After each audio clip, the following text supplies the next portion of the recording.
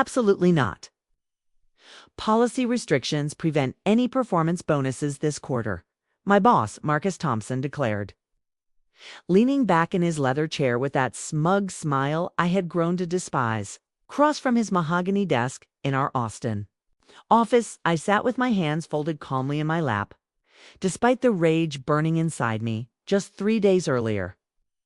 I had single-handedly prevented what could have been the most catastrophic data breach in TechFlow Industries' history, saving the company an estimated $2 million annually. But apparently, that wasn't enough to earn me the $50,000 bonus Marcus had promised when he assigned me this impossible task. I understand completely, I replied with a serene smile, watching his eyebrows raise slightly at my unexpected composure. What Marcus didn't know was that I had anticipated this exact scenario. The man sitting across from me had built his entire career on taking credit for other people's innovations, and I had learned not to trust his promises. My name is Vicki Collins, and I'm a 32-year-old senior software engineer at TechFlow Industries. It's one of Austin's fastest-growing tech companies. For the past 4 years, I had watched Marcus climb the corporate ladder by claiming ownership of solutions his team developed. This time, however, I had prepared for his inevitable betrayal 3 weeks ago. Our client database had suffered a massive security vulnerability that threatened to expose sensitive information from over 500,000 customers.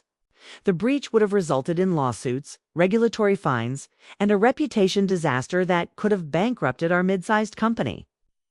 While Marcus panicked and the executive team scrambled for solutions, I worked 18-hour days to develop a revolutionary algorithm that not only plugged the security hole, but enhanced our entire data protection system. Marcus had stood over my shoulder during those grueling weeks, asking endless questions about my methodology while I coded. "This is incredible work, Vicki," he had said, practically salivating as he watched my fingers fly across the keyboard. "When you save the company, there will definitely be a bonus in it for you. $50,000 minimum." I should have known better than to trust him, but exhaustion had clouded my judgment. The pressure to solve this crisis had consumed every waking moment, leaving little time to consider Marcus' track record of broken promises. Now, watching him dismiss my contribution with corporate buzzwords about budget constraints, I felt a familiar cold determination settle in my chest. "Glad you understand," Marcus continued, already turning his attention to his computer screen. "Sometimes these things are out of our hands. Corporate policies, you know how it is." But as I walked back to my cubicle, my smile never wavered. Marcus had no idea that my security patch contained a very special feature, a 30-day expiration date that only I knew about. The next morning, I arrived at the office early and began documenting everything. Marcus had already started taking credit for my algorithm in emails to the executive team, describing it as our innovative solution and the breakthrough we achieved. He carefully avoided mentioning my name in any correspondence, instead referring to his team's collaborative effort and his own leadership in crisis management. I screenshotted every email, saved every presentation slide, and recorded every meeting where Marcus presented my work as his own. During our weekly team meetings, he would gesture broadly at charts showing the money saved and the disasters averted, never once acknowledging that the solution came entirely from my mind and my sleepless nights. As you can see from these projections, Marcus announced to the gathered engineers, pointing at slides that displayed my algorithm's impact. "Our security initiative has exceeded all expectations.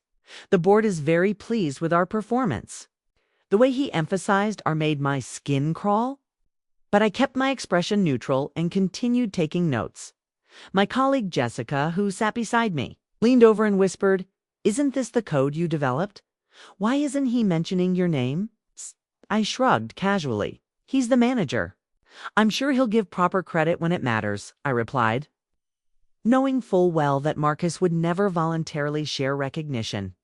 Jessica frowned, but said nothing more. Meanwhile, I had quietly begun updating my resume and reaching out. to contacts at competing companies.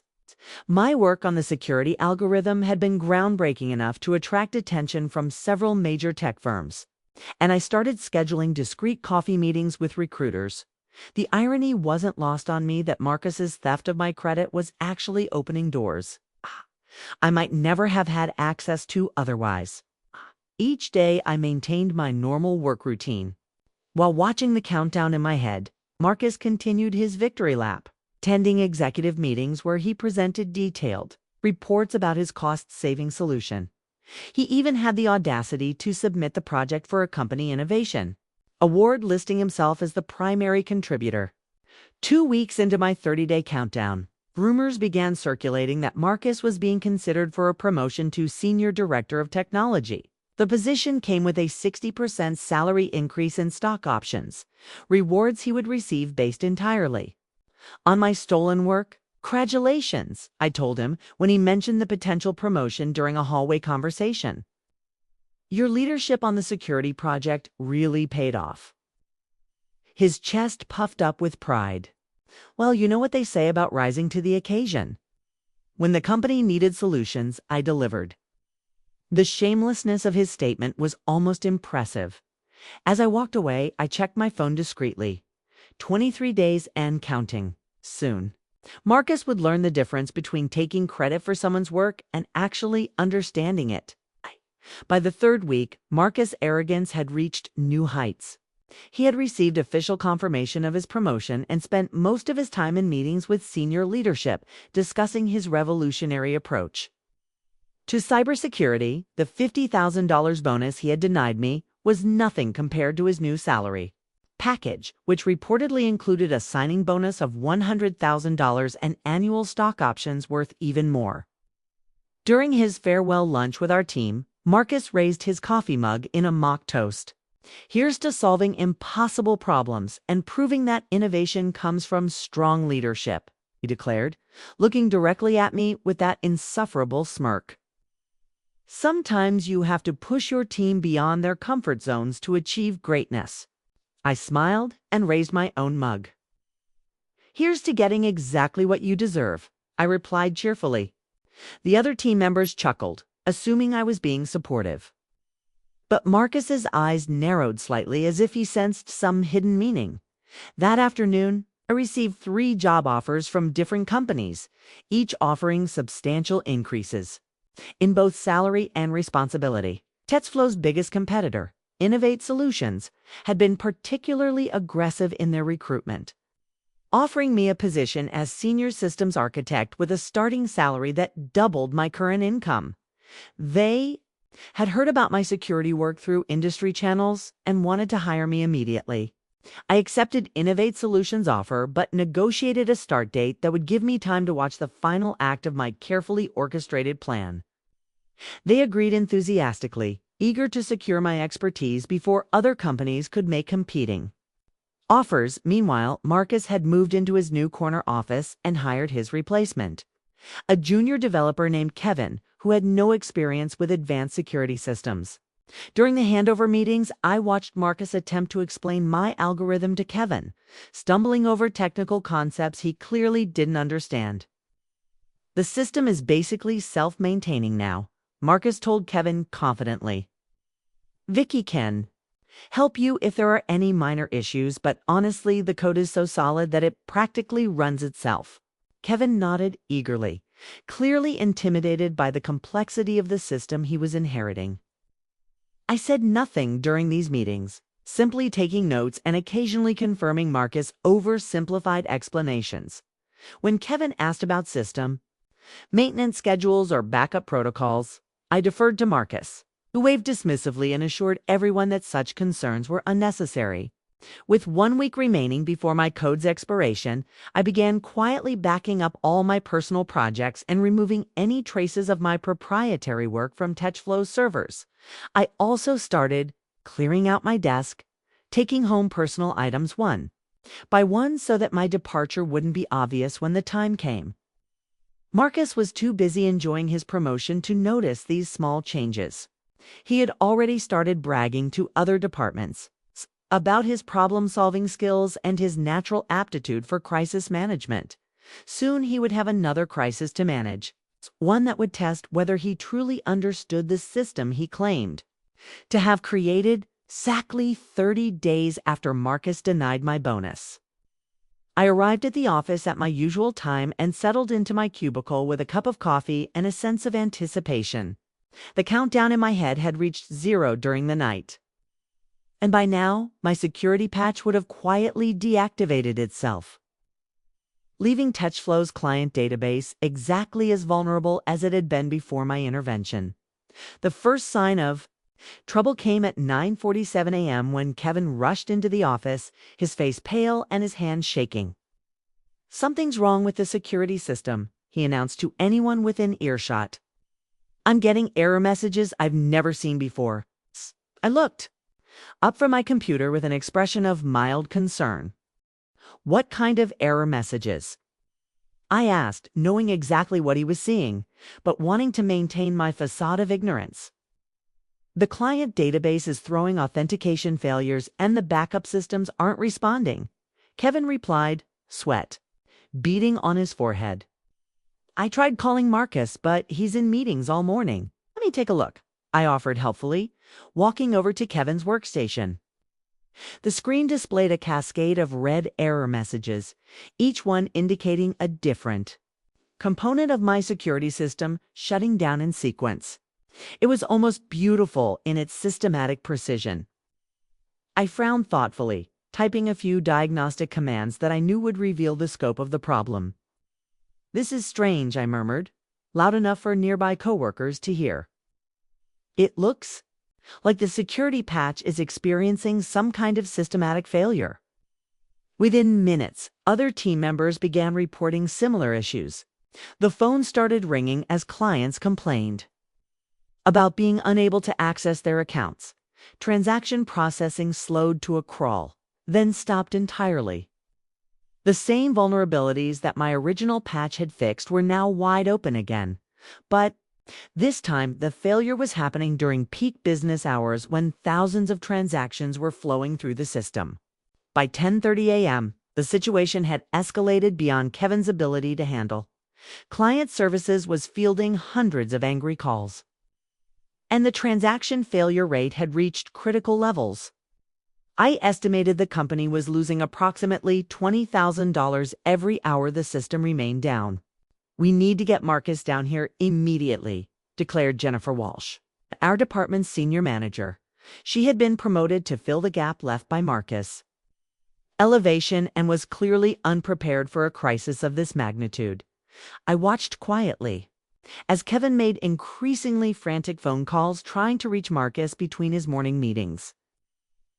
When Marcus finally answered, I could hear his voice through the phone speaker, sharp with irritation at being interrupted during his important executive discussions. "What do you mean the system is failing?" Marcus snapped. "The security patch is completely stable. I designed it myself." Kevin glanced nervously around the room. "The whole database is down, Marcus. Clients can't access their accounts, and we're hemorrhaging money every minute." "That's impossible," Marcus replied, but I could hear uncertainty creeping into his voice. "The system was working perfectly yesterday. Can you come down and take a look?" Kevin pleaded. "I've tried everything I can think of, but nothing's working." There was a long pause before Marcus responded. "I'll be down in 10 minutes and get Vicky involved. She helped with some of the implementation details." I suppressed a smile at his grudging acknowledgement of my role. After 30 days of taking complete credit for my work, Marcus was suddenly remembering that I had been involved in the project. It was interesting how quickly his perspective changed when he needed someone to blame for the failure. As we waited for Marcus to arrive, the situation continued deteriorating. More error messages appeared on the monitoring screens, and the phone calls from angry clients grew more frequent and more hostile. Marcus burst through the department doors at 11:15 a.m. His expensive suit wrinkled and his usually perfect hair disheveled. His face was flushed with a combination of anger and panic. as he surveyed the chaos that had erupted in his former domain. Multiple computer screens displayed error messages in glaring red text, and the constant ringing of phones created a symphony of crisis that filled the air. "What the hell happened here?" Rex demanded, his voice cutting through the noise. He strode directly to Kevin's workstation, pushing the younger developer aside to examine the screens himself.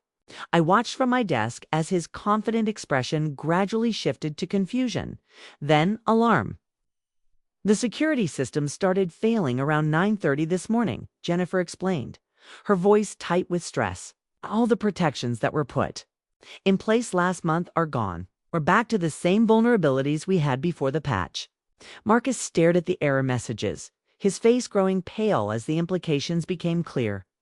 "This doesn't make sense," he muttered, typing furiously at the keyboard. "The code was solid. I tested it thoroughly." I cleared my throat gently. "Marcus, would you like me to take a look? I might be able to help troubleshoot the system." He turned to me with desperate relief. "Yes, absolutely. You worked on some of the implementation details, right? Maybe you can figure out what went wrong." The way he phrased it, some of the implementation details would have been insulting if it wasn't so perfectly suited to my purposes. I walked over to the workstation and began examining the code, taking my time to create the appearance of careful analysis. "This is very strange," I said after several minutes of deliberate investigation. "It looks like the security patch has completely deactivated itself."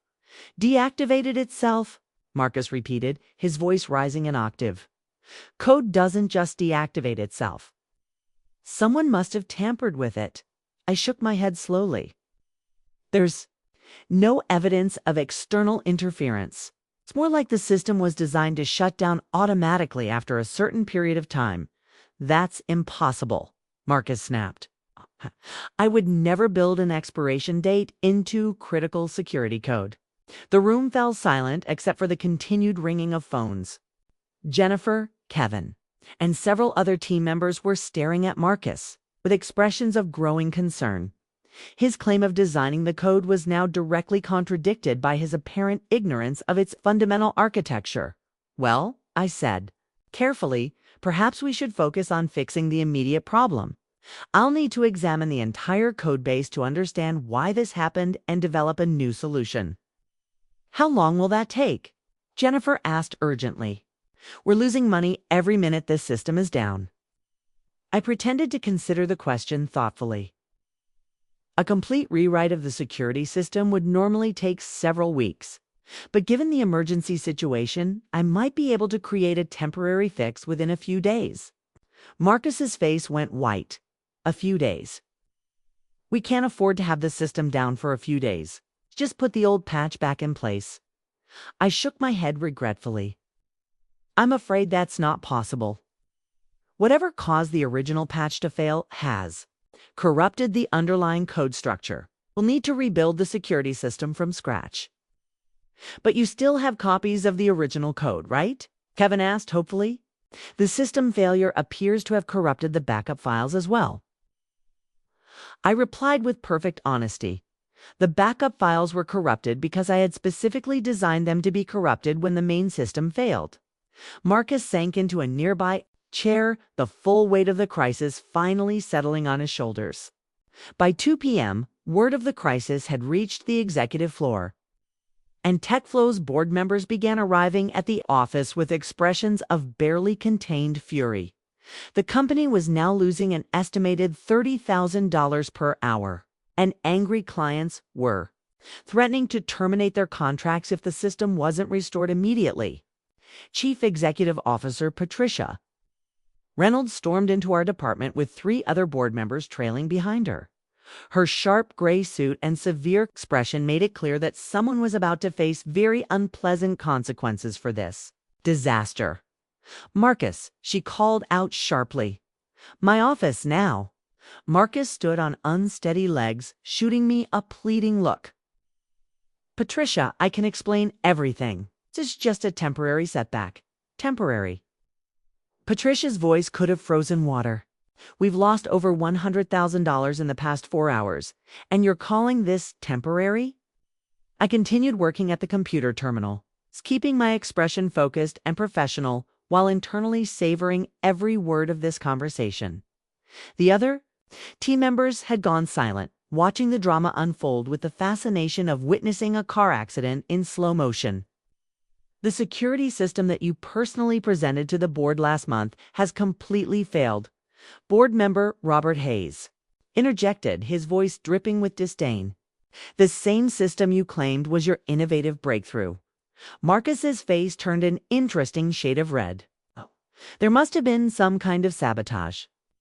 The code was perfect when I designed it. You designed it. Patricia asked, her eyebrows rising dangerously. She turned to look at our entire team. Is that accurate?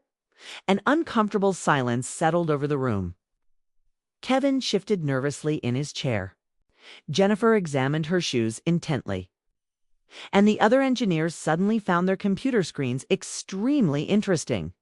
Nobody wanted to contradict Marcus directly, but nobody was willing to confirm his claim either. Vicky, Patricia said, suddenly fixing me with her penetrating gaze. You were involved in this project. What's your assessment of the situation? I looked up from the computer with an expression of professional concern. Well, the security patch appears to have been designed with some kind of time-limited functionality. Unfortunately, without access to the original design documentation, it's difficult to determine exactly why the system was built this way. Time-limited functionality, Robert Hayes repeated slowly.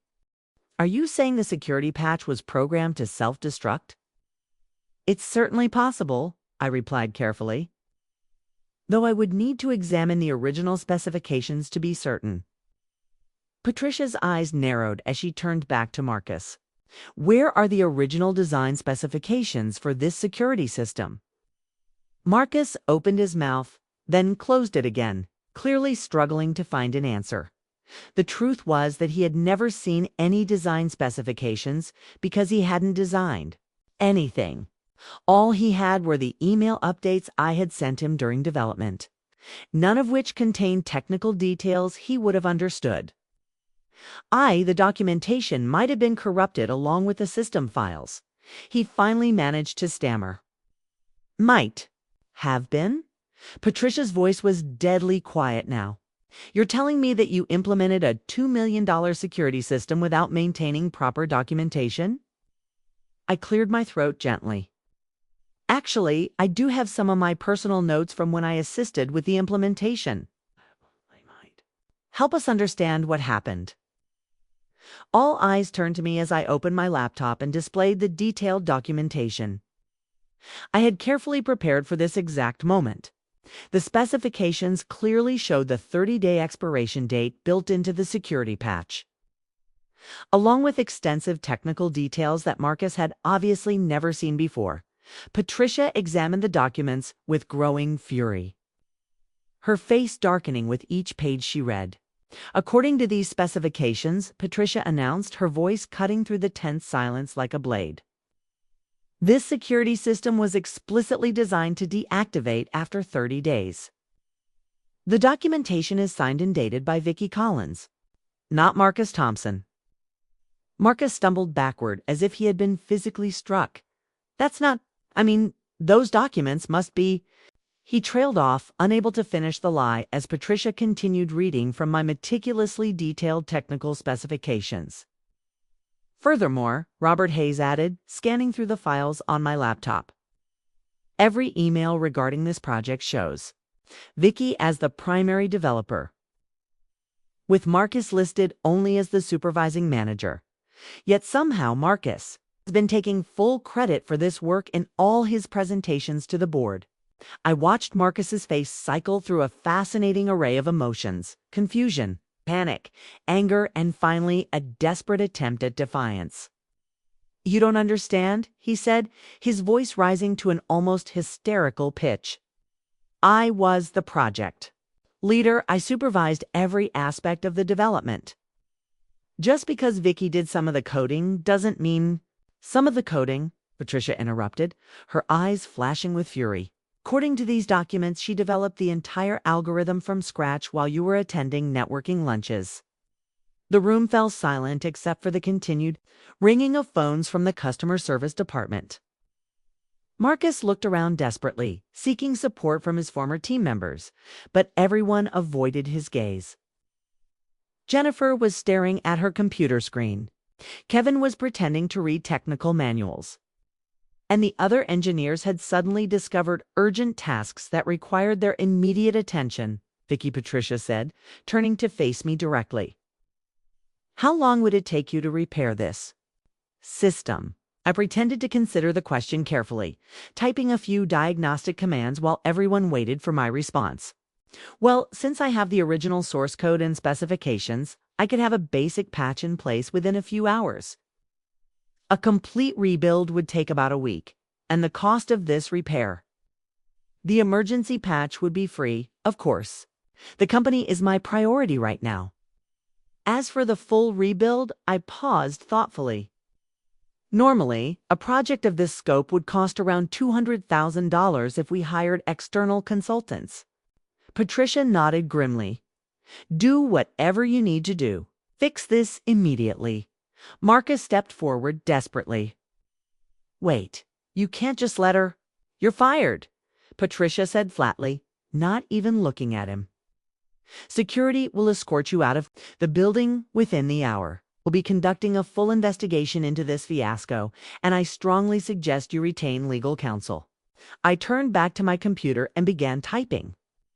Implementing the repair code I had already prepared weeks in advance, within 30 minutes. The error messages began disappearing from the monitoring screens, and the client database slowly came back, online. The phone stopped ringing as customer service representatives were able to access accounts again. And the transaction processing system resumed normal operations. Marcus stood frozen in the center of the room, watching me work with an expression of complete devastation. The realization was finally sinking in that I had orchestrated this entire scenario from the beginning. His stolen promotion, his salary, increase his reputation as an innovative leader. All of it had been built on sand, and now the tide was coming in. How? He whispered, barely audible above the sounds of the office returning to normal activity. I glanced up from my keyboard with the same serene smile. I had given him 30 days earlier when he denied my bonus. I told you I understood completely, I replied softly.